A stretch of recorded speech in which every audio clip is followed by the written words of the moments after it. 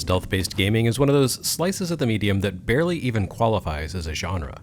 The idea of stealth remains enduringly popular, of course, and has been a mainstay of gaming since its big breakthrough with 1998's slippery double threat of Tenchu stealth assassins and Metal Gear Solid for PlayStation. Yet, while there's no escaping stealth-focused gameplay, few games center on stealth as an end in and of itself. Instead, you're more likely to find stealth as a component of works with a wider focus. Often it will appear suddenly in what had previously been a pure action game, much to the irritation of people who were having a grand old time running and gunning and gutting and killing with impunity up until that point. For every game that allows you to focus a character build around stealth for a tactical advantage in combat, such as the way you can essentially break Skyrim by giving your character so much stealth skill they become invisible a few feet in front of an enemy's face even as they sink arrows into the bad guy's skull, there are games whose breezy fun grinds to a halt at the point at which developers decided you should have to complete an objective without being spotted by foes. Nintendo's Legend of Zelda series is particularly notorious for this thanks to its habit of just sort of randomly interjecting slow-paced, instant failure sneaking sequences into the story at inopportune moments. It's hardly the only culprit here though. Stunts like these have given stealth gaming a bit of a sour reputation. Even the Assassin's Creed series has largely drifted away from its initial focus on stealth, despite the fact that its approach to evading detection by enemies was designed from the beginning to be the simplest, most seamless process imaginable. When used effectively, the need for stealth in games can heighten the tension of a sequence, challenging the player to rethink their approach to action. By and large, though, the industry seems to have decided that stealth is best used as an accent to other types of gameplay rather than as the core mechanic of a game. Which isn't to say that pure stealth action games don't exist anymore, just that they aren't incredibly common. So it's kind of remarkable that Limited Run managed to land a small monopoly on the format so early on. Not only was the company's third ever release, Oddworld New and Tasty, a remake of a classic PlayStation stealth platformer that actually predated Metal Gear Solid and Tenchu, but two of its November 2016 titles fall squarely into the puzzle stealth genre as well. Which is to say they're both puzzle games, because stealth and puzzle typically go hand in hand. After all, stealth gaming is the antithesis of pure action. One requires mental dexterity, while the latter demands sharp physical reflexes.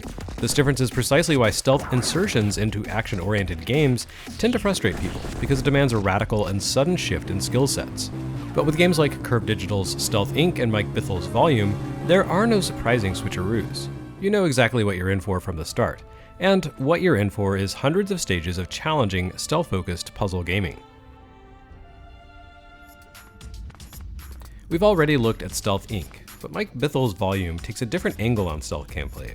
With its stylish, low-poly world and overhead camera perspective, it takes clear influence from Konami's Metal Gear Solid. More specifically, it takes its influence from Metal Gear Solid VR Missions, a set of stealth simulations that originally made its debut on PlayStation as a bonus disc in a Japanese reissue of the original Metal Gear Solid, then shipped in the US and Europe as a standalone title. Metal Gear Solid VR Missions eschewed the chatty drama and geopolitical commentary of the base Metal Gear Solid experience in favor of challenging players to master dozens of virtual reality stages, each revolving around protagonist Solid Snake's different weapons and equipment. Volume cheerfully takes this concept and pushes it a little more toward the core Metal Gear style. While this entire adventure is set in a VR simulation with flat-shaded polygonal environments and objects that look to have been taken directly from some minimalist PlayStation 1 release, it also contains no small amount of social commentary and political intrigue that run throughout the game. The protagonist, Robert Loxley, makes his way through a VR simulation populated and run by characters that reference chess, low-intelligence VR pawns that can easily be fooled, tricky knights, and so forth. At the top of this hierarchy are what appear to be actual humans designated as King and Queen, the forces behind a mysterious and powerful organization whose schemes Loxley hopes to expose to the public.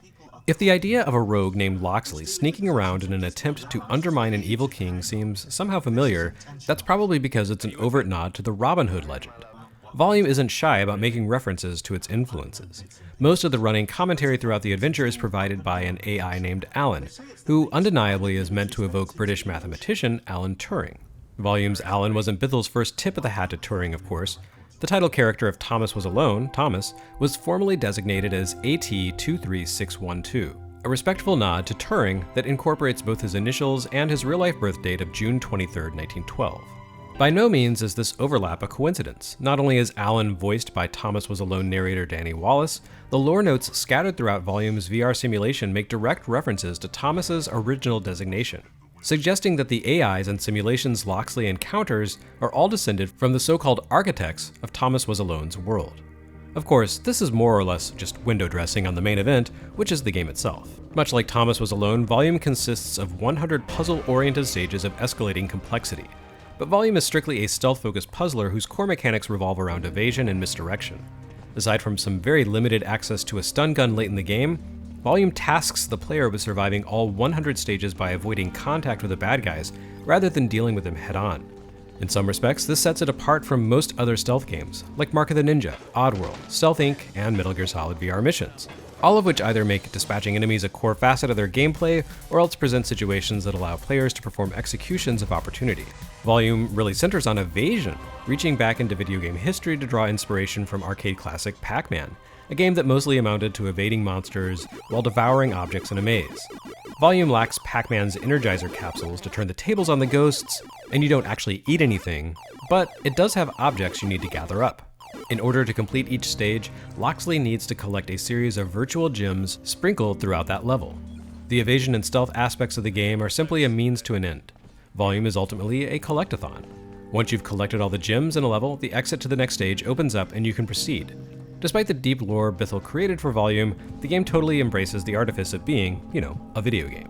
By no means is this some brain-dead action game or a hectic arcade quarter muncher. The levels and scenarios in Volume grow quickly in intricacy as you advance through the 100 stages, with gems and exits protected by AI guards that move in hypnotic patterns as they challenge you to find ways to sneak past them to achieve your goals. Loxley may not be able to take on the guards with an aggressive stance, but he is in no way helpless. Not unlike his inspiration Solid Snake, he can press up against walls to sneak past low barriers unseen. He can draw foes toward his current location by making conspicuous sounds, or misdirect them with devices that create noise remotely. He can also hide in closets until the coast is clear. To make the process of dodging the bad guys a little more intuitive, each guard's cone of vision is clearly indicated within the simulation. In the Metal Gear games, enemy vision was presented in miniature on the radar overlay. In Volume, that feature doesn't exist. The way cones of vision work here makes it clear that the whole map overlay concept is redundant in the age of high-definition graphics and wide aspect ratio screens.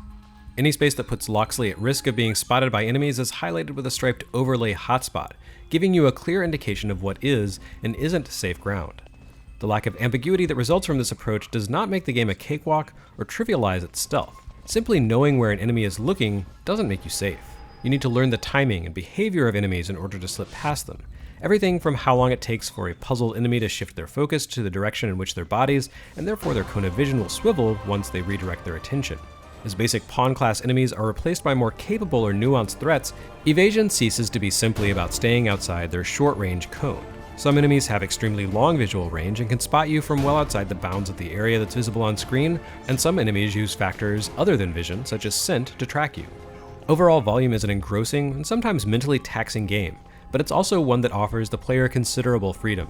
You're rarely constrained to a single solution in Volume. As long as you get the broad strokes correct, you can achieve all your goals. This isn't a game that expects you to execute a pixel-perfect performance in order to advance, but rather one that gives you a specific set of tools and allows you the freedom to come up with an optimal solution. Like the best stealth games, it's more about understanding the capabilities and limitations of your skill set than it is about marching in rigid lockstep with the designer's master plan. Limited Run published Volume for Vita in November of 2006 as catalog number 18, and the PlayStation 4 version shipped a year and a half later as catalog number 140. The PS4 version of Volume was notably enhanced for PlayStation VR, a fitting platform for a game that itself was about a virtual reality simulation.